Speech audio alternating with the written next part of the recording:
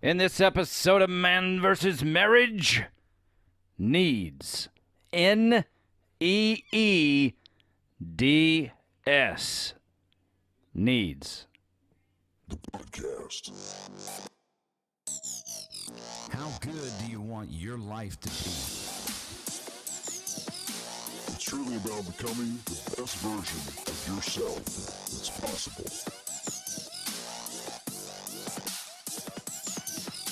This is Man vs. Marriage. The podcast. And welcome back to another episode of Man vs. Marriage. It is I, the Q Dog, in the house with my lovely wife, Jeannie Moran. Hi, baby. Hey, honey. And we are in the house in the Moran family studio. And today we're going to talk about needs. Needs are something very interesting. Kind of a difficult show to plan because somehow I know when my needs are being met, but when my needs are not being met, it kind of creeps up on you. It has like a buildup, a film that's left behind. And then by the time you get to the point where you're irritated and frustrated,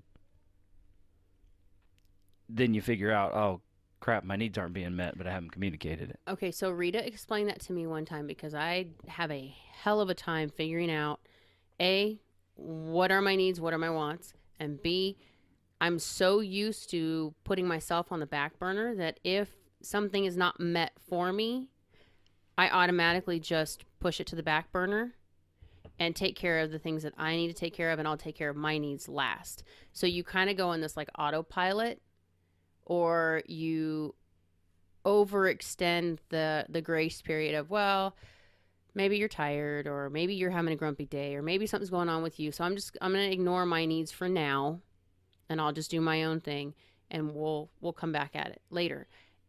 And then later doesn't seem to show up until there's this eruption of some sort.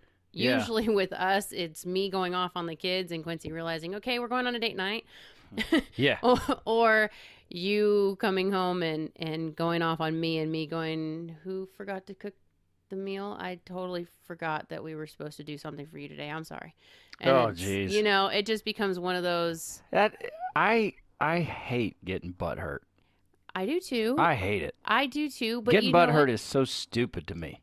But it was a simple thing, and it was one of those things that I thought it was taken care of. He thought it was taken care of, and then when it came down to it, nobody was taking care of it. But We're I both- get all, the thing is that I get all whiny inside. Oh, nobody You thought about weren't me. whiny. Nobody You thought were- about me. You were Why hangry. don't I matter? You were hangry. That is very, very different.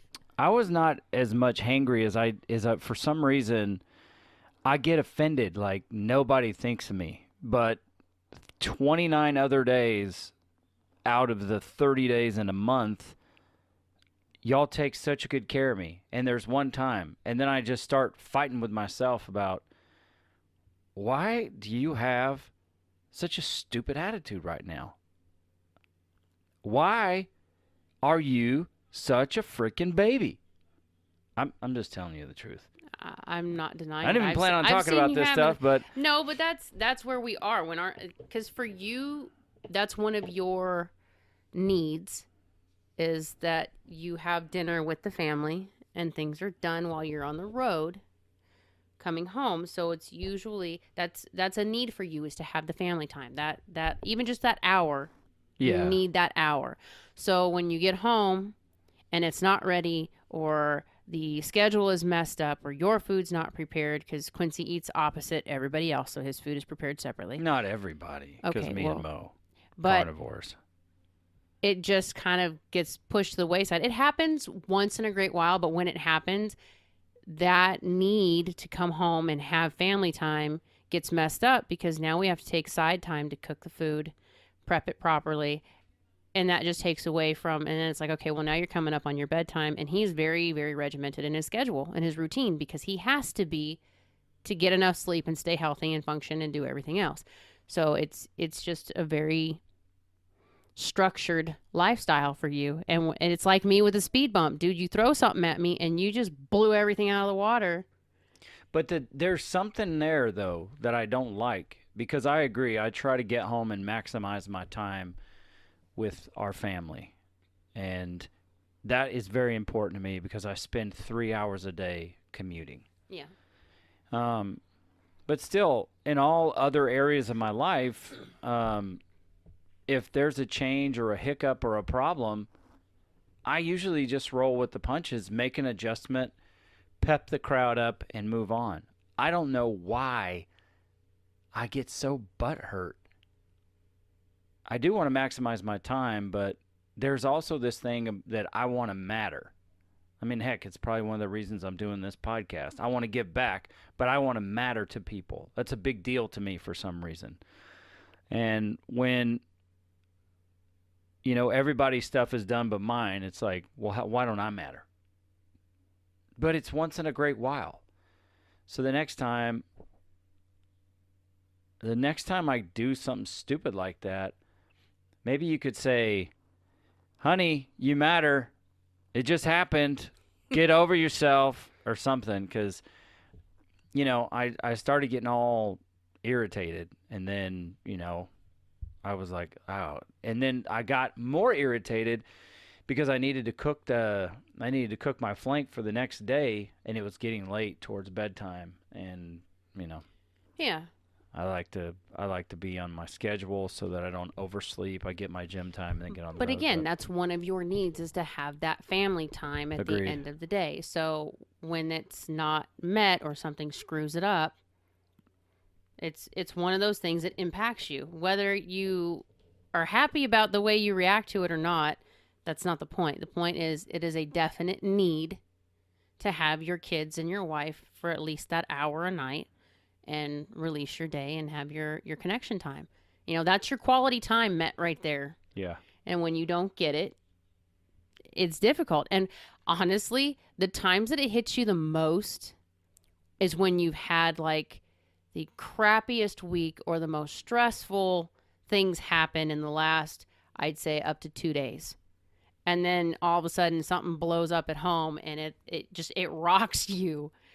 But I think because when you come home, we ground you. All that other stuff kind of goes away for at least the few hours that you're here. And when you get around the kids and they get to joking around and being silly and stupid and stuff, it changes you 100%.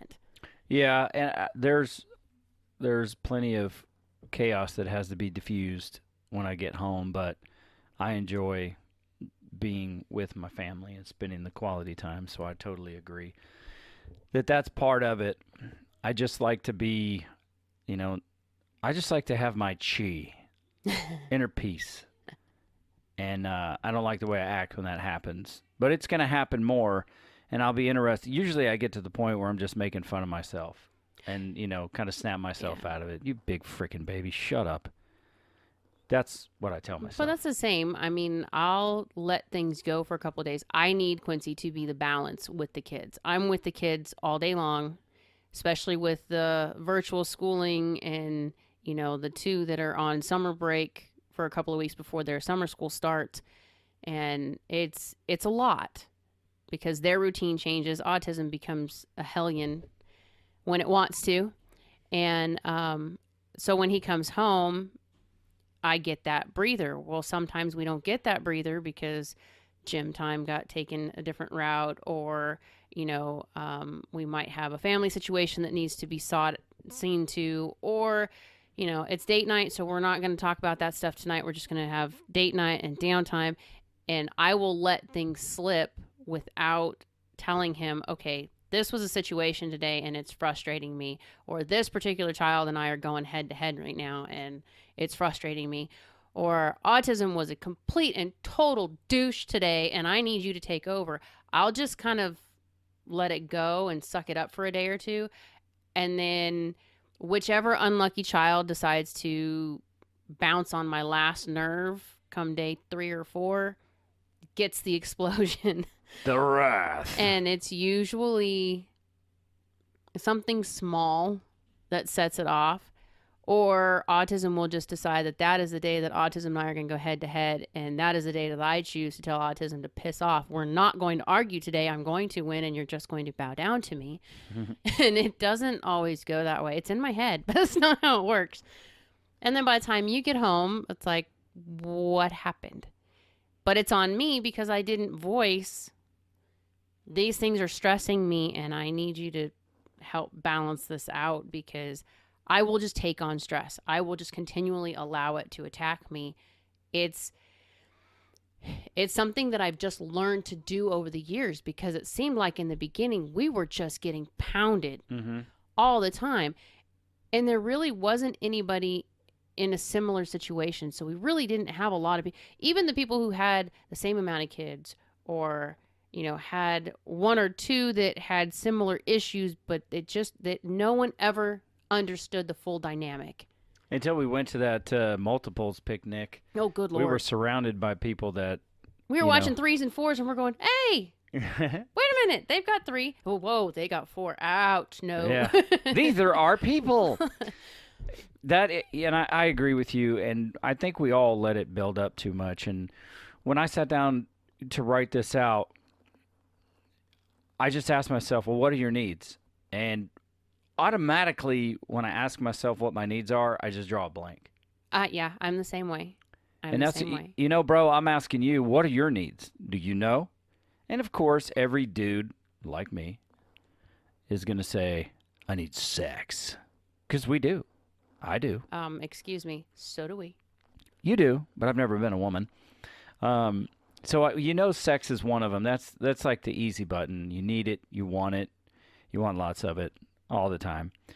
But really, when you get down to the bare bones of the situation, do you really understand what your needs are? I don't have a PhD, honey. Did you realize that I don't have a college degree in psychology? Yeah, I kind of knew that. Yeah. Well, that means I don't have a bunch of educated discourse to espouse to right now. So what I like to do is just kind of come up with the Quincy Moran layman's terms of what the needs are. Then I turn to Mr. Tony Robbins, who has it dialed in pretty good as far as needs go. I don't even know if he's college educated, but I know the dude has tons of credibility. He trained under Jim Rohn, and Jim Rohn, you know, very credible guy when it comes to leading and succeeding a life of success. So I just sketched out, you know, what are the needs? And so I put, you know, mental, emotional, physical, spiritual, financial. There's some I could be leaving off of there. And they're not in any particular order, but those are the ones that stood out to me, and I'm very intentional about building each of those. Now that was 5. That's 5 of them. You come down to what Tony Robbins talks about, and he talks about the 6 needs of every human being. And everybody has them. It's just what your belief is in them and what priority you assign to them. And you could do yourself a favor by going and, you know, once this podcast is done, or just pause it in the middle and going and looking at Tony Robbins and look up the 6 human needs. I'm going to tell them to you right now. Now, I don't want you to think that I'm going to be able to explain them in depth or I'm an expert on them like, you know, Tony himself, because I'm not. He is. I mean, he's the man. And you could do yourself a favor by going and watching a Netflix special called I'm Not Your Guru. Excellent Anthony Robbins material. But the 6 human needs are certainty, uncertainty, significance, love and connection, growth, and contribution. And we watched a little 8-minute video about it. I've heard it in depth. I've heard it talked about by several people. And it really brings a lot of clarity so you can begin to understand yourself and how you are built at this point, so that your needs, you know where your needs line up. I'm obviously very, very big into significance. For whatever reason, I want to be significant on this planet. And that significance means I want to matter to you. I want to matter to the people in my life. If there's, you know, anything about being a great husband which I have plenty of room to grow. I want to love you like you deserve, and I want to be significant in your life. When it comes to my children, I want to be significant, family famous, so to speak, in my children's life. My friends, I want to be significant, and I want to make an impact, and just humanity as a whole, I want to inspire them to be better than they thought they could be. I know love and connection is big. Obviously, growth is big. Contributing is big. And then when it comes to certainty and uncertainty, those are probably, I would say those are, time and attention specific. But until you take some time to study that, you may just not be able to figure out exactly what your needs are. Have you ever asked your wife, what do you need? I'm the worst person to ask for Christmas, what do you want for Christmas? Oh my gosh, you're not even kidding. Because I have no idea. No, but see, I'm the same way. Like, I can think of things random any other time, but when there is a specific moment, I've got a birthday coming around the corner, and my daughters are all, what are we getting for your birthday? What do you want for your birthday? I don't know. And then I said, you know what? I'll probably just get another tattoo. What are you going to get? I don't know. I don't know. There's like 50 of them that I want, so give me time to figure out which one I'm going to do, right? That's not answer enough. But on the flip side of this, too, where we started in figuring out our needs was going to the love language. We did the love language test first. We figured that out because when you start answering those questions and you start looking at just the general basics that you need, and then Tony goes into, I think, a little more in-depth explanation of what those human needs are. Yeah. Because like quality time and words of affirmation are both going to fall under love and connection and significance. So the love languages for me was a little bit easier to figure it out because it's a test where you just go in and you answer the questions. And at the end it says, if you got this number, this is your number one. I can do this. I can do this very easily. When you give me a list of things and say, well, which one do you think suits you? I don't know. That's like telling me to go pick out a bathing suit. You can't pick out a bathing suit. You have to try it on. And it's not comfortable, and I don't like it. So, and I agree. And it's easier the other way. I think the place we started was definitely, as far as the marriage conference and then our counseling goes, we definitely talked about the love languages. And we'll actually do an episode dedicated to that so we can explain our story. And I want you as the listener to look at where you line up mentally, emotionally, physically, spiritually, and financially. And understand that if you're not doing things to build each of these areas, then you may have some bigger blind spots than you realize. Mentally, I do a lot of work, whether it's through books, reading, meditation, or prayer, to build myself mentally because I need to be strong and resilient mentally. And, it takes time to understand who you are, how you work, and and how you will react in high stress situations. So it's all about the preparation mentally for me. When it comes to emotional, I'm a pretty hot-blooded person, and I can be super aggressive. So I had to learn how to train those emotions. Now I'm a freaking sap. I like chick flicks. I get teary-eyed at, commercials or music and the dang Friends reunion. Why did I get so emotional about that? That's weird. Because you spent the 10 years watching them. So it was like people that you knew. At least 8 of those years I did. I don't know what I did, I don't think I saw the last 2 seasons too much, or maybe the last season I didn't see. And then physically, what are your needs physically? Spiritually, what are your needs spiritually? And financially, what are your needs? Physical needs you could talk about health and fitness. You could talk about sex. You could talk about touch, spooning, cuddling, etc. You could go as deep in the rabbit hole as you want to go, but I think those are areas that if you aren't working in those areas on purpose, you may be doing a disservice to yourself. So I think it's important to touch upon each of those. And like I said, it's totally possible that I'm missing some. Those are the 5 that I thought about, and some of the areas where I actually in each of those areas, I've grown. So you're basically going to be looking at the 6 main human needs, and then you're going to turn around and dissect those into what are your needs in each category. So the 6 needs is actually labeling a category, and then you're going to go back and look at it a second time and say, okay, what do I need to be for certainty? Now, using that as an example, when we go places, I need Quincy's touch. I need his hand on my back or him holding my hand or something. I need to know that I am grounded to him when I walk through a crowd. It keeps my anxiety at bay. That is a certainty for me to know that I'm safe because I have you. When it comes to finances, I need certainty in finances to know that we have enough to take care of the mortgage and keep food on the table, because we've had a time in our life when we didn't have those things.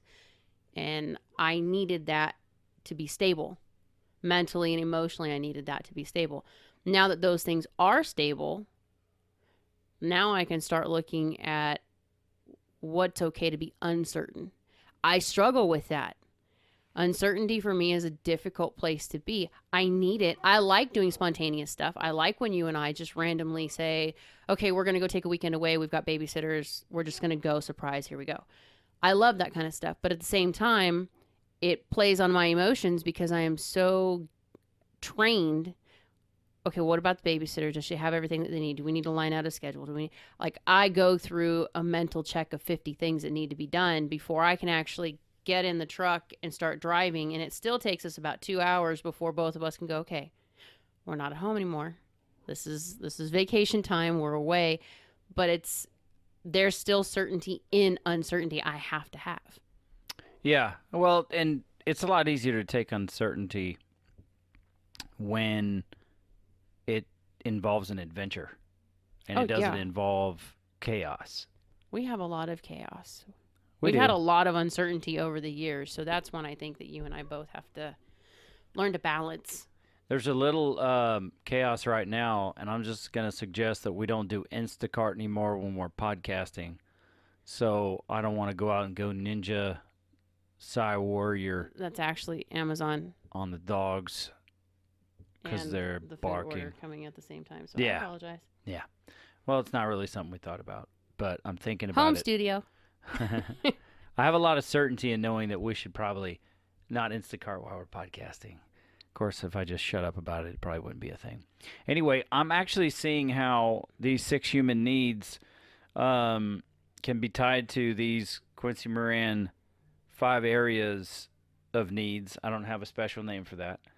And then what we'll do is we'll create some more episodes that will help explain what our needs are, how we came to those conclusions, thereby helping you determine what your needs are, be able to bring those to your wife, find out what her needs are, and then you'll start getting that into that place of fulfillment.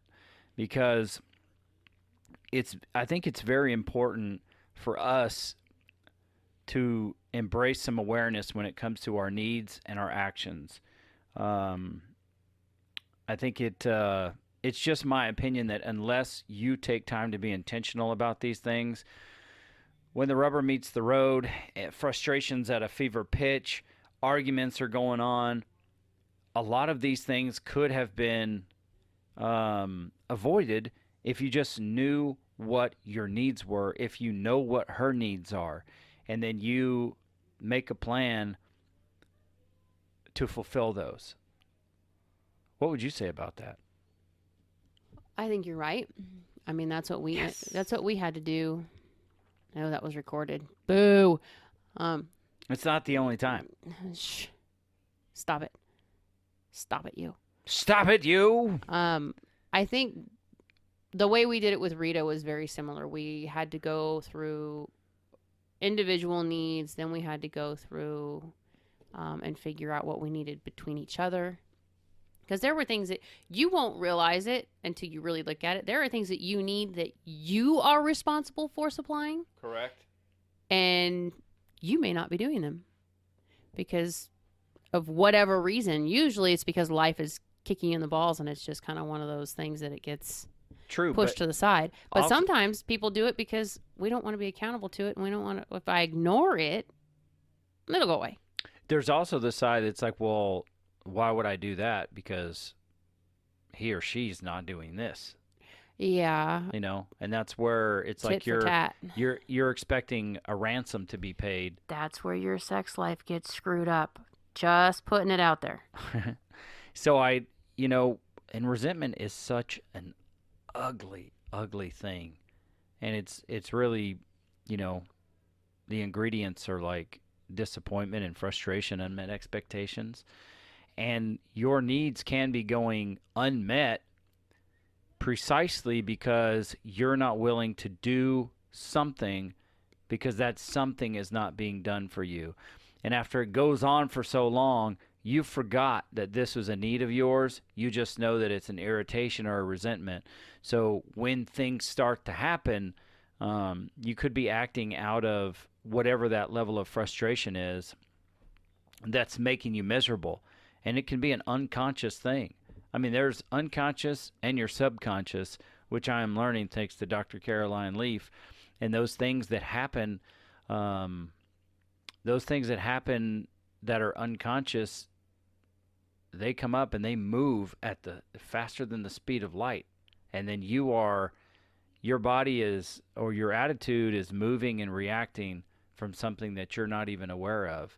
Because there's something that's broken in there that's like a need that is not met. One of the examples that I heard for that, and I cannot remember, I don't remember if it was on an Ed Milet show or not. But when you're driving somewhere and you've got it in your mind that you're going to go from here to, say, Walmart, okay? I'm going to leave house, I'm going to go to Walmart. And you start driving and you're thinking of other things, and then all of a sudden you realize that you're actually going in a different direction, headed someplace else. And then when it dawns on you, wait a minute, this is where I was supposed to be going. I'm supposed to be going to this place. Your subconscious just took over because you were thinking about something else, and now you're driving in the direction of that something else. I've done that so many times. I'm supposed to be going to the store, and I end up over by the chiropractor. Now, these two things are in two totally different directions, but my back is bugging me, and I'm thinking about my appointment, and I'm supposed to go see the guy, and I've got this medicine I'm supposed to be doing, and then all of a sudden I'm driving past the chiropractors, and I'm 1.5 miles away from where I'm supposed to be going. Because your thought process, whichever one is in control at the moment, is where you're headed. And you respond out of it. And it's unintentional. Some people call it muscle memory. I've heard it where you're just kind of, your subconscious is looking at what you're focused on, and then it just automatically gears towards that. So if you get pissed off, like, ooh, I've done this, I'll read a book. The character in the book is irritating the pee out of me because of the behavior, and it's like watching a movie and you get embarrassed for the person. And then when somebody says something, you're in that moment of ugh to this person that doesn't even really exist, but the person who does exist says something and you just snap out of nowhere. I've done that so many times, and I have to catch myself, why in the heck was I even mad? Like, that was stupid. And I have to go back and fix it because I had no reason to react that way. But your mind is on something else, so you're not even noticing that you're doing it. I've had to apologize to kids so many times, it's ridiculous. But it's true, because you and I might be having a conversation, and it might be a heated context, and somebody comes in and, Mom, this one's doing this, and this one's doing this, and before I even hear the complete sentence, I really don't care. Y'all need to figure it out and get the hell away from me. And dink. It's like, okay, that wasn't meant for you. That was meant for Dad. That wasn't meant for you. And it's not even intentional. Yeah. And I have to, when that happens to me, I have to announce it. Or when I do that, I have to announce it. I'm not even upset with you. I am really irritated about something else. Yeah. Whenever that happens, we have a rule that Quincy and I decided a long time ago. If you do it and it's wrong, whether you hurt them, whether they noticed it, doesn't matter. We clear it immediately. You know what? I'm sorry. I'm frustrated about this. I shouldn't have taken it out on you. That's not the response I wanted.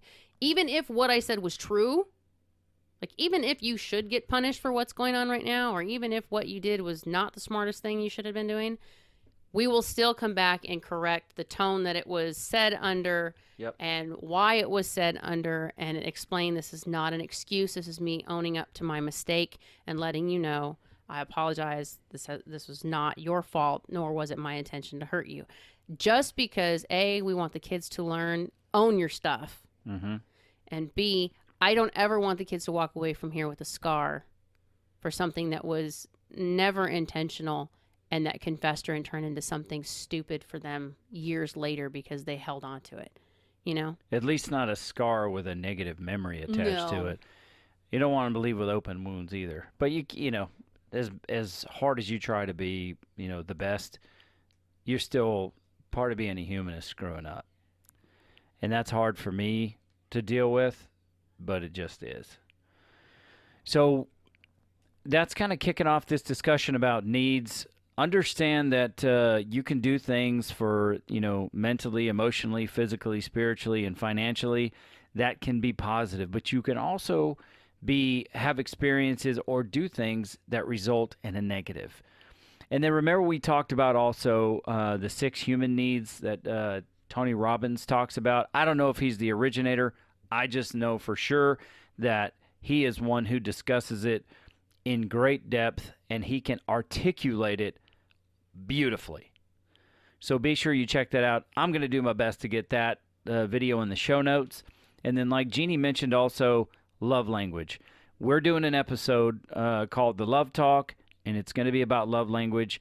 Even if you've done love language before, do not miss that episode because I'm going to tell you it dramatically changed our relationship. And there you have it. Anything else about needs, honey? Do you need anything? Caffeine. Oh, thankfully, I got you some of that. I have me some of that too. I'm good. I have me some of that. Okay, that sounds good. I have a question for you guys. What do you need? There you go. This is the Q Dog. And for the Q Dog and Jeannie Moran, this is Man versus Marriage. The podcast. How good do you want your life to be? You gotta live on purpose, for a purpose. It's truly about becoming the best version of yourself that's possible. This is Man vs. Marriage, the podcast.